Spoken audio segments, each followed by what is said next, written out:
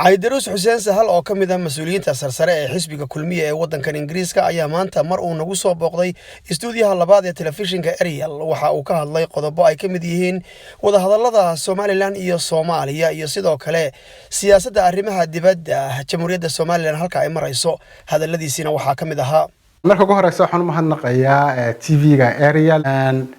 jaalada reer Somaliland haddii aan ka waramo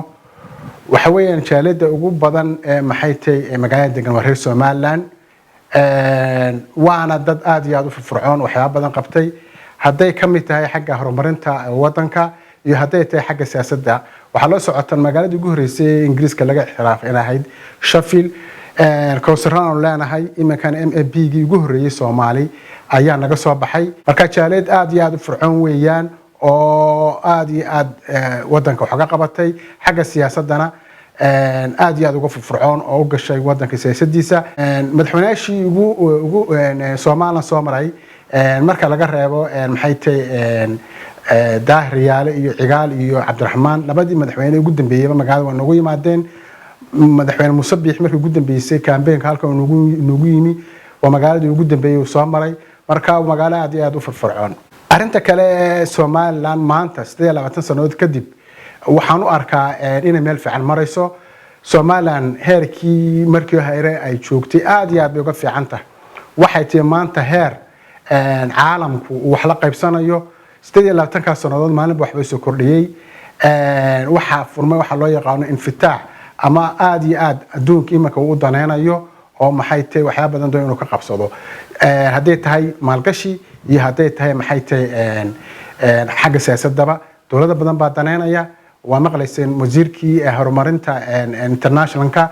Ingiriiska maalintii ugu dambeysay Somaliland kelmaduhu ka yiri taas waxay ku tusaysaa Somaliland maanta ka sii dambaysa inay si maqaamkeedu sare u sii kacayo ha wada hadallada Somaliland iyo Soomaaliya anigu waxaan arkaa maxay tahay dawladdii kulmiye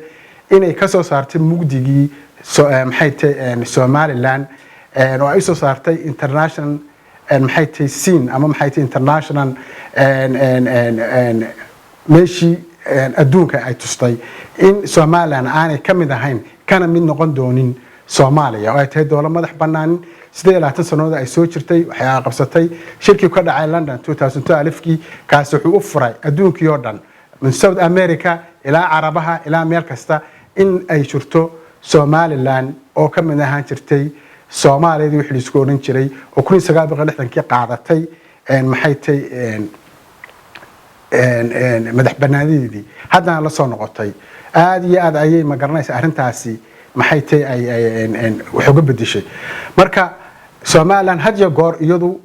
waa u diyaar in wada hadalaasi soo socdaan laakiin meeshu waxay ka xun tahay waa xagga dadka ma garanaysaa aynu wax la lahaan jiray iyaga isku maqan iyaga aan meelna u kala baxaynin xaasidnimada iyo maxay tahay Somaliland aanay maxay tahay aan meel gaarin ka shaqeynaya oo ogtihiin cadaawadaha iyo imanka shirqoolada ay wadaan inta fashilmay marka mushkiladda jirta waa xaggooda weeyaan laakiin Somaliland markaas oo u diyaar in la wada hadlo oo si gobonnimo ah loo kala baxo Yaasiin Faarax Jees telefishinka Ariel istuudiyaha labaad